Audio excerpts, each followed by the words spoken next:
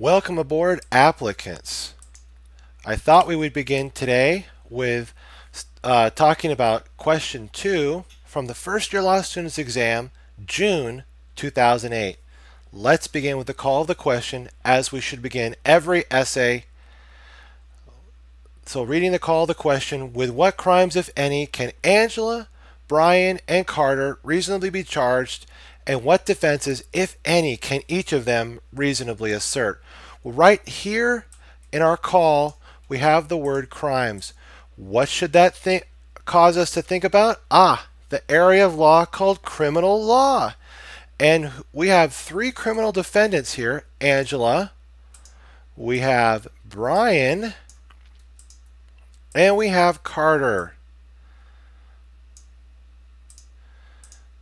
Now, as we start framing our answer right after having read the call, because some calls will be more helpful as to the area of law, and some would be more clues. It would provide with some clues that we would need to look up into the question itself to find the area of law. This one, very helpful to find the area of law because of that word crimes, criminal law. So let's first talk about our first criminal defendant here, Angela. So it would say crimes and what, because it's reasonably charged, and what defenses. So I highlight that for us. So crimes and defenses of Angela. Crimes and defenses of Brian. Crimes and defenses of Carter. And now that we know what the area of law is, we can immediately put down our shopping list: murder, structure, theft, crimes against the person, solicitation, conspiracy, attempt, and defenses. We can copy and paste this into the other 2 criminal defendants right here. I'm going to move this down to the next page for us so that we can have this all on one page right here. There's that. And that. Also, very important, right after crimes and defenses of Angela, we want to also make sure that we're saying State v. Angela. And then we want to do that as well for Brian and Carter. State v. Brian. And State v. Carter. Okay. Bringing this up a little bit. Okay. Excellent. Okay. It looks like we have tackled all of our call here. Let's do our first read of the question. Angela, Brian, and Carter were at Angela's house drinking beer. They wanted to order a pizza and have it delivered, but they did not have enough money to pay for it. Carter suggested they order the pizza and grab it from the pizza delivery person without paying. Brian told Angela to call the pizza parlor. She did so and ordered a pizza, knowing she could not pay for it. Brian and Carter waited outside the house. When the delivery person arrived with the pizza, Carter pulled a gun out of his jacket pocket. Brian had no idea Carter was carrying a gun. Carter fired the weapon into the delivery person's vehicle, but did not hit anyone. Carter told Brian to grab the pizza and run. Brian was shocked by Carter's actions and did not move. Carter turned the gun on Brian and told him again to grab the pizza and run. Brian then grabbed the pizza, and Carter and Brian fled the scene. Brian and Carter returned to Angela's house through the back door, and all of them ate the pizza. Later, the police arrested Angela, Brian, and Carter. Now, with that, we have a picture in our mind of the whole situation that we're presented with in question 2. Now, let's go back and issue spot on our second read. Angela, Brian, and Carter. Well, right here and now, I'll tell you, this one here should immediately get me to think in the direction of conspiracy. So I'll just highlight this. I'm not quite sure yet what three criminal defendants listed together are going to do or agree to, but this gets me in the direction thinking of the crime of conspiracy. Angela, Brian, and Carter were at Angela's house drinking beer. Drinking beer. We're immediately thinking of voluntary intoxication. Let's put that into our list now. Voluntary intoxication. Okay. Want to make sure to put that under both the other two defendants. And excellent. Okay. They wanted to order a pizza and have it delivered, but they did not have enough money to pay for it. Okay. This would be more of what we have been calling foundational fact, a background fact, and most importantly, a supporting fact for maybe another issue, maybe another crime that we're going to see later on in the question. Carter suggested they order the pizza and grab it from the pizza delivery person. So it was Carter who suggested it. So let's make sure we point that out. Carter suggested, and we come down here under Carter, and for solicitation conspiracy, we're going to get solicitation because he was the one that solicited. Let's see here. Merger, and we don't have conspiracy yet because the other two have not agreed, but when they do agree, there will be a conspiracy. So Carter suggested they order the pizza and grab it from the pizza delivery person without paying. Brian told Angela to call the pizza parlor. This one here is the Brian telling Angela to call the pizza parlor could be seen as further elements, the support for further elements of our conspiracy, which we don't even see here. I was going to tell you in the question when Angela did so and ordered a pizza, knowing she could not pay for it.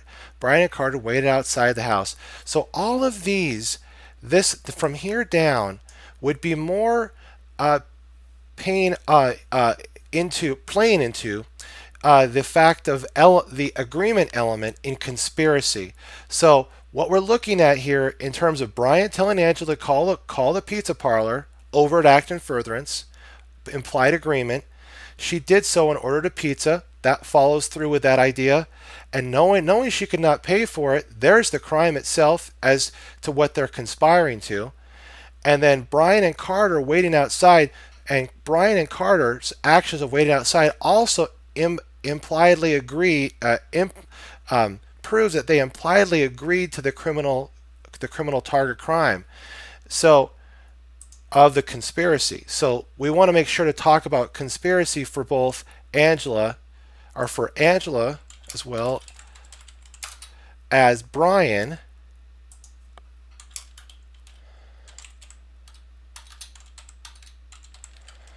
Okay. And then make sure to bring up Carter for sure on that. Okay, now we also want to make sure to bring up Pinkerton's rule for all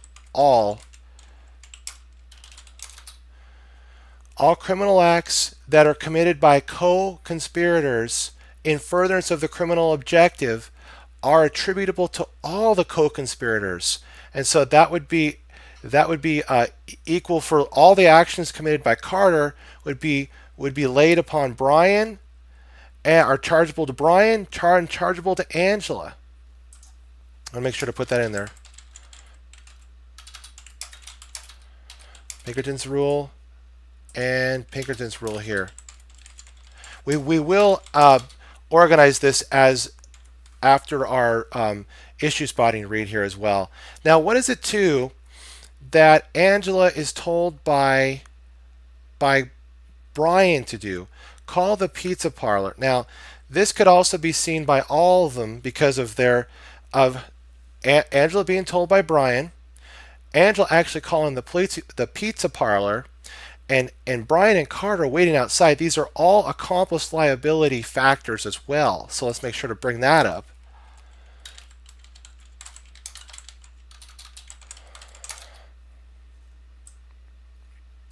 Make sure to copy and paste this down below. There's that. And right here. Okay. Now, when the delivery person arrived with the pizza, Carter pulled a gun out of his jacket. Okay, and this would go to the elements necessary for the robbery and for possibly the larceny as well. If the robbery didn't actually take place, in other words, the force or threat of force, but not taking a property, you may be able still to get larceny. So we want to make sure to talk about that. Brian had no idea Carter was carrying a gun. We talked about this, or we should talk about this in terms of the mistake of fact for Carter, or sorry, Brian, excuse me. Right here, got the defense of mistake of fact. But remember, this one would be a defense that we would get briefly discuss and then move on from after having mentioned the fact of this one here that Carter. Let's see, where is it? Brian had no idea Carter was carrying a gun. Now, Carter fired the weapon into the delivery person's vehicle, but did not hit anyone. Now, this is where we have Carter with attempted murder of the delivery person. Right here.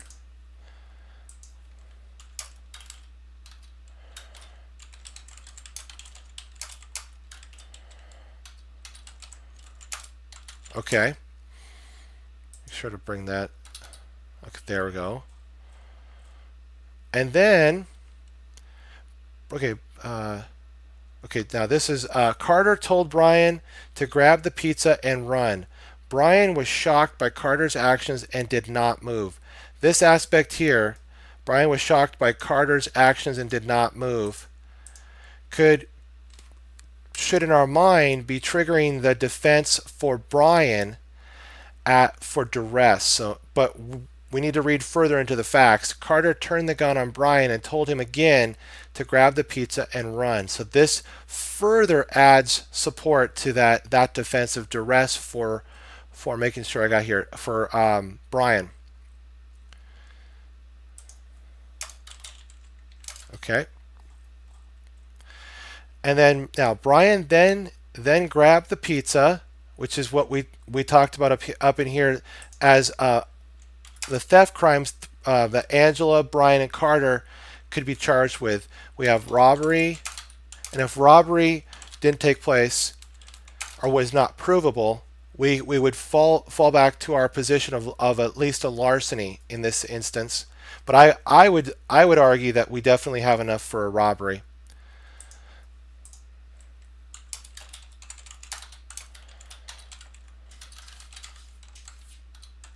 Okay, and then down here under Carter, I want to make sure to bring that up, robbery and larceny. Okay. Now, Brian then grabbed the pizza and Carter and Brian fled the scene.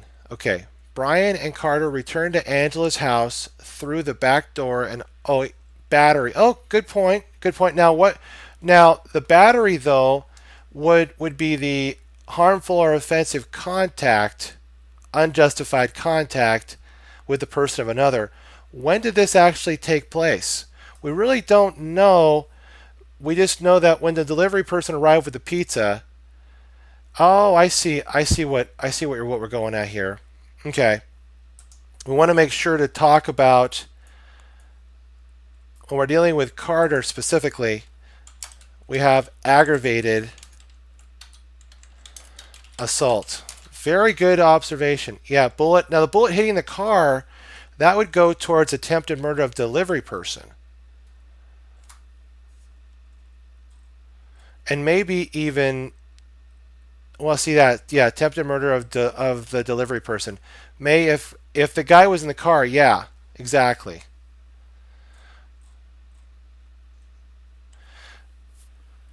Okay, yeah, if the guy was in the car, but we don't have the facts as the guy, the police, the pizza delivery person was in the car. All we know is that when the pizza delivery person arrived with the pizza, Carter pulled a gun out of his jacket pocket, that is. Now, here's the thing. In here, Brian and Carter returned to Angela's house through the back door, and all of them ate the pizza. This would be the eating of the pizza, would be the receiving of stolen property. I want to make sure to talk about that.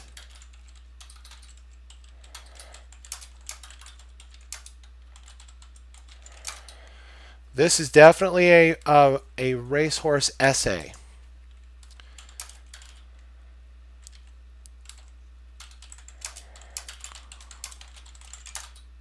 Right here.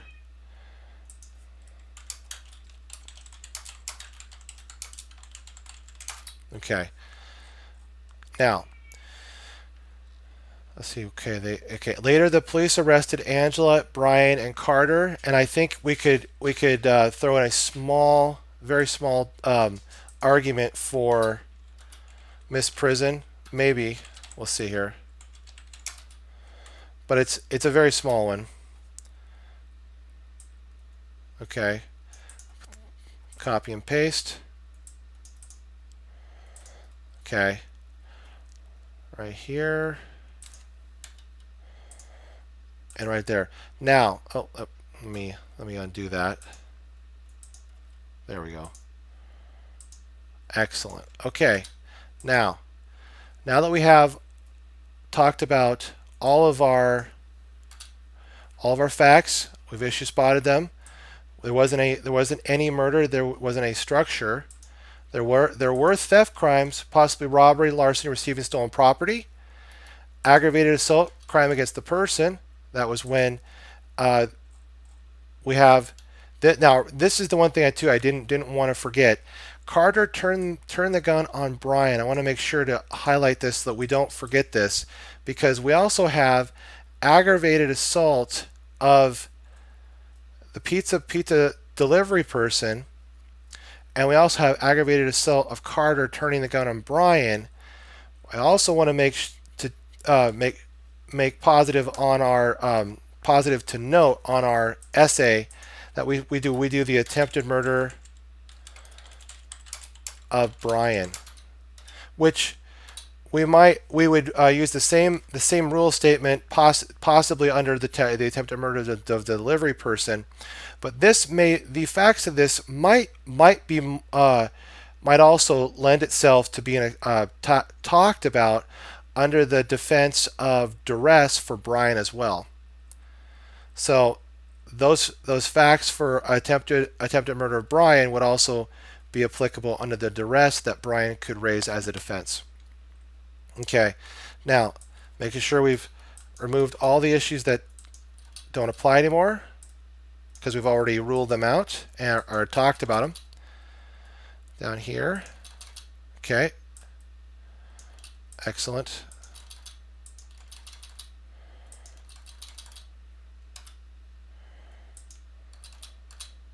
Okay, want to make sure too that as we roll through this, that everything is in its logical order. So we want to make sure to put the conspiracy, Pinkerton's rule, accomplice liability ahead here on the lead. Okay, there's conspiracy, Pinkerton's rule, accomplice liability, the robbery, the larceny, the receiving stolen property, small misprison argument, and a voluntary intoxication defense. We'll make sure to note that as a defense voluntary intoxication. Okay, that's State v. Angela. And then State v. Brian. I want to make sure to, again, bring up the conspiracy, Pinkerton's rule, and accomplice liability, and have that be the leading issues. Accomplice liability, make sure to talk about robbery, larceny, and the receiving the stolen property. A lot of this discussion can be super as discussed above, yet also applying the relevant facts pertaining to like Brian and Carter. but the same rule statements can be borrowed from our discussion concerning Angela. Then voluntary intoxication as a defense. We want to make sure too that the defense of duress, we talked about that. Mistake of fact, that was when that was the fact up here. I'll show you real quick that we said when Brian was right here. Brian had no idea Carter was carrying a gun. I'll make sure to highlight that so we can pull that out. Brian had no idea Carter was carrying a gun. That could possibly be a quick mistake of fact defense. However, it will fail because the mistake was not a reasonable mistake. And then we got crimes and offenses of Carter down here, State v. Carter, making sure to also bring up the two additional elements under Carter, because Carter was the original one that was arguably the soliciting party. You got merger, conspiracy, Pinkerton's rule, accomplice liability, and then you have robbery, the larceny, receiving stolen property, aggravated assault. We want to make sure that we're talking about this in terms of the delivery person and Brian. Okay. And then, already talked about this here. Okay, then we want to make sure that we definitely talk about the attempted murder of delivery person when Carter, see right here, Carter pulled out a gun out of his jacket. Brian had no idea Carter was carrying a gun. Carter fired the weapon into the delivery person's vehicle but did not hit anyone. The firing of the weapon into the person's delivery vehicle could arguably be attempted murder of the delivery person. And then when Carter turned the gun on Brian and told him again to grab the pizza and run, that would arguably be for the that'd be chargeable for the attempted murder of Brian here. And the same set of facts as like we talked about before could be used for the defense of duress for Brian. Down here, small misprison argument, and then we throw in the defense of voluntary intoxication. Again, like we noted, this is definitely a racehorse essay, which means we're definitely going to have to conserve our time, making sure to put in the relevant facts where they should go, obviously within under the issues, but be very concise with our analysis to be able to cover as much ground as needed for State v. Angela, through State v. Brian, and then State v. Carter. So, and then I want to make sure too, because we're striving to put conclusion under each one of these so that we have that as a header. Don't want to forget that.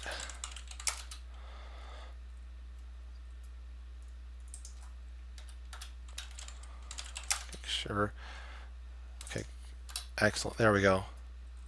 So, I hope this was an interesting read and a fun time going through the analysis of question 2 from the first year law students examination, June 2008.